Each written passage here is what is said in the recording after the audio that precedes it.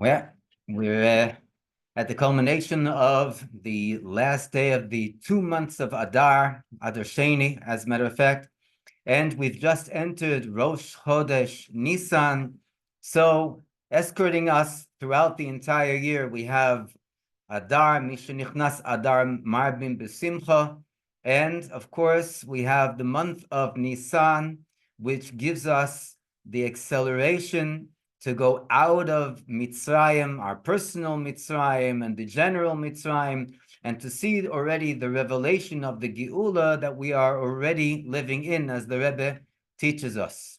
But first, we have to give the honors to Purim. Hey, Mishem, Mishem, Mishem, Mishem, Mishem, Mishem, Mishem, Mishem, Mishem, Nasata. Mishem, Mishem, Mishem, Mishem, Mishem, Mishem, Mishem, Mishem, Nasata. Mishem, Nasata, Marvin, Simcha. Mishem, Nasata, Marvin, Simcha. Vayipim me'achashverosh, achashverosh, vayipim me'achashverosh, achashverosh, shalei le'me'oid u'be'akud, le'me'oid u'be'akud, ve'bavesim u'me'yametina, bavesim u'me'yametina, Mitzrayim elton, nu'teis avodim tedison, Hey, Mitzrayim, Gelton, Besavot, Bedisano, Mitzrayim, Mitzrayim, hey, Mitzrayim, Gelton, Besavot, Bedisano, Mitzrayim, hey, Mitzrayim, Gelton, Besavot, Bedisano, Mitzrayim, Mitzrayim, hey, Mitzrayim, Gelton, Besavot, Bedisano, Mitzrayim. Mitzrayim, hey, Mitzrayim, Gelton, Besavot, Bedisano, Mitzrayim. Mitzrayim, hey, Mitzrayim, Gelton, Besavot, Bedisano, hey, Mitzrayim. The Adonai, Ve'ino, Ve'ino, Melech Ha'Moshiach, the Olam, oh.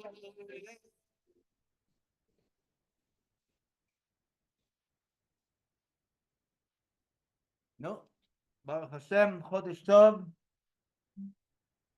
In this Chodesh, we say we all are going to be blessed with the miracles, the miraculous miracles of the month of Nisan, coming from the root word of Nes, miracle. And the Eibusher should help that just as we're going to be hearing now, the miracle story tonight, even before we begin, we commence with the story, we already have the Geula Shlema V'Amitis with the revelation of the Rebbe Shlita Melech Ha'Moshiach.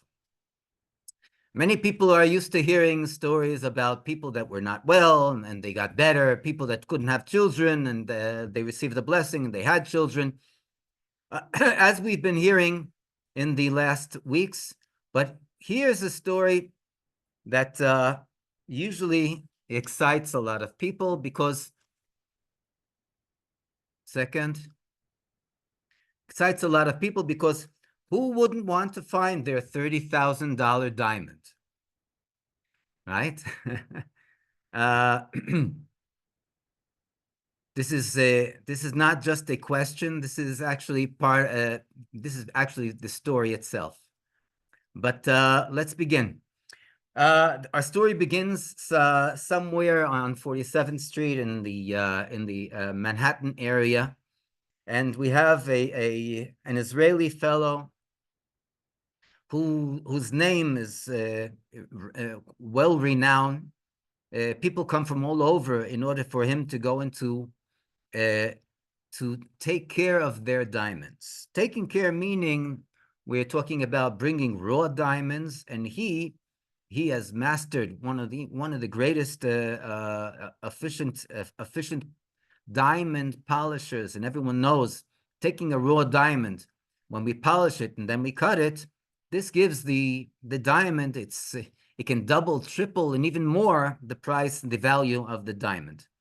And so this fellow is sitting in his office, and someone comes and they give him a raw diamond, The diamond's worth about $30,000, maybe more, and he puts it in our friend's hands in order for him to obviously polish it and to take care of it. Okay, the fellow sits down to start working on the diamond, and all the people in the office are like, they're all curious. They want to see, wow, let's see this, $30,000 diamond, raw diamond. And he picks it up with the special the special tools that he has to hold the diamond while he's polishing it.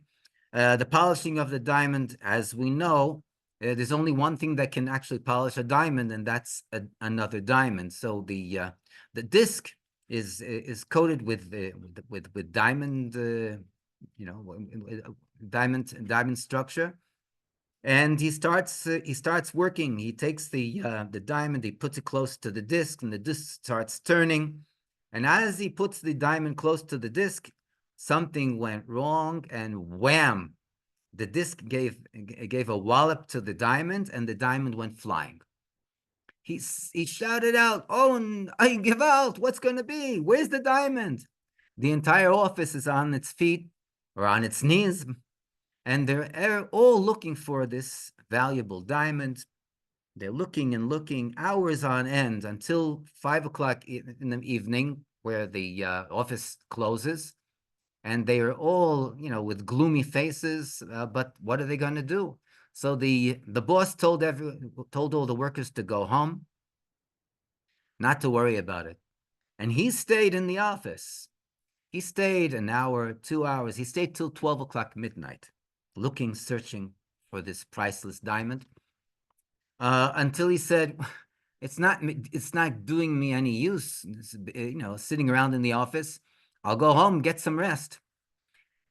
Locked up the office, went home, but as soon as he hit the bed, he couldn't fall asleep. He's turning back and forth, tossing and turning.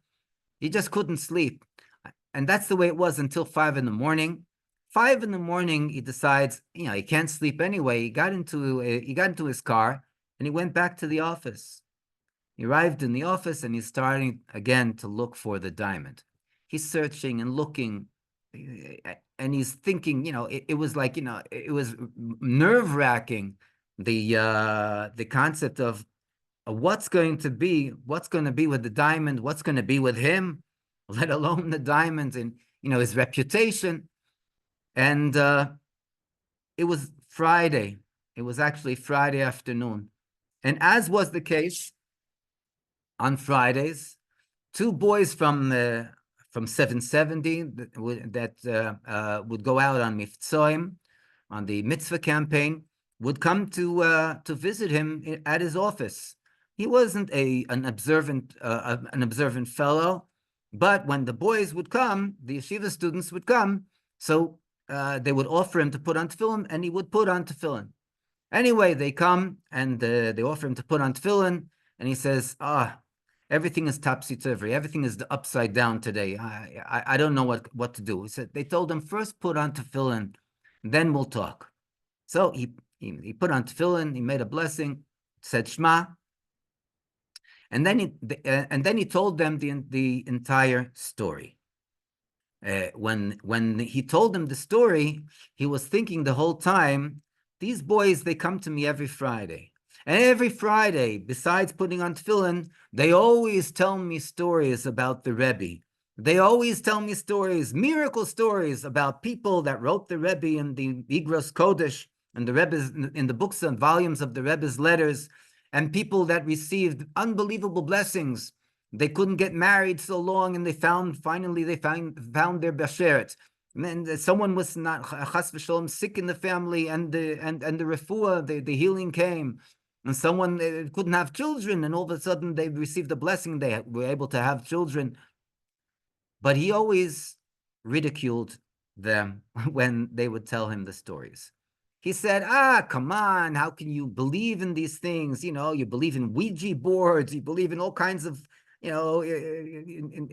nonsense.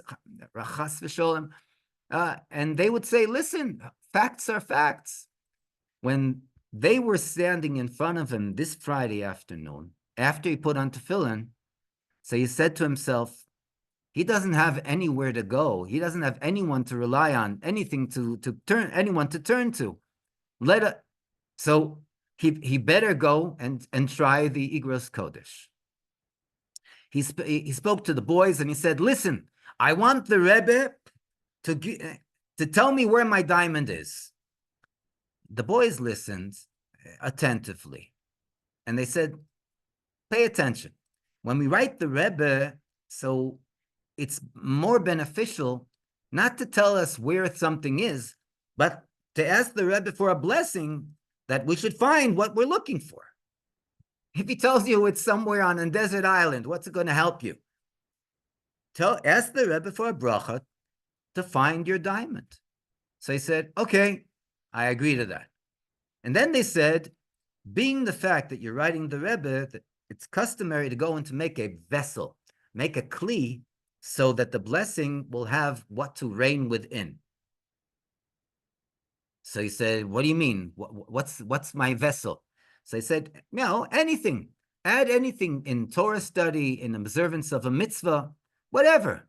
Now, this particular individual, he wasn't a shul goer. He wouldn't go to shul during the week. But on Shabbos, he did go to shul. The only thing is that when he went to shul, so it became his office.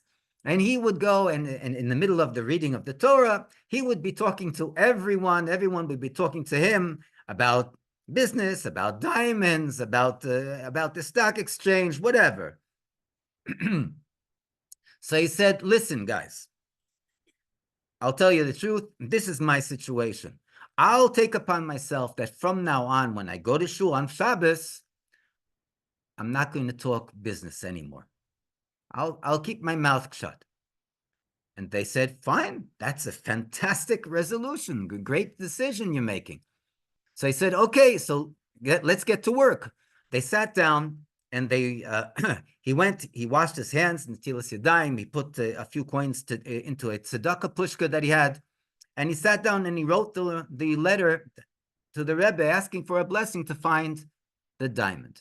He put the letter into one of the volumes of the Igros Kodesh that the boys had on hand, and he made the proclamation 3 times of Yechi Adonenu, Moreinu v'Rabbeinu, Melech Ha'Moshiach Le'olam Voed, to speed up the revelation of the Rebbe Shlita Melech Ha'Moshiach, and he opened up the volume where he placed his letter.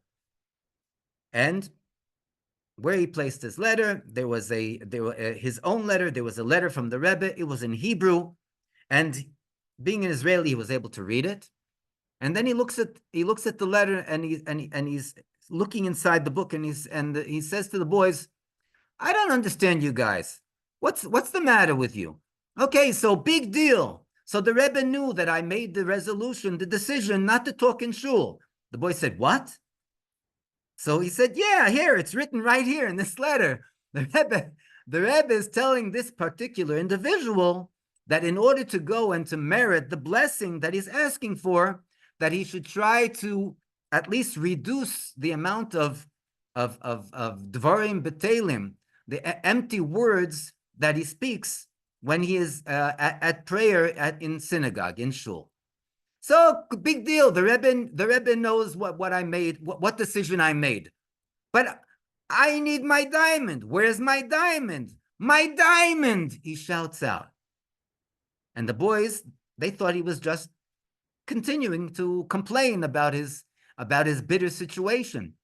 But they didn't notice that the last time he shouted out my diamond, he already picked his eyes up from the volume of the Rebbe's letters, the Igros Kodesh, the Rebbe's letters, and he was staring at a drawer that was sticking out from his desk. And they said, and he said, "My diamond." The diamond wasn't in the drawer, but there's like a railway that the drawer goes in and out on. And it was underneath the drawer, stuck in the rail, that he saw the diamond. The boys couldn't believe their eyes, and neither could he. But he was just in such great simcha, such great happiness, such great joy. He got up and he started dancing and singing with the boys in his office. The people in the office thought that he went crazy until he took the diamond out and he showed them he found his diamond. Now, obviously, these miracle stories, they come to strengthen our emunah, our belief, our bitochen, our trust in Hashem. But these stories also, as we know, they have morals, they have things that, instructions that they bear witness to for us to better our lives, our life, our conduct, our behavior.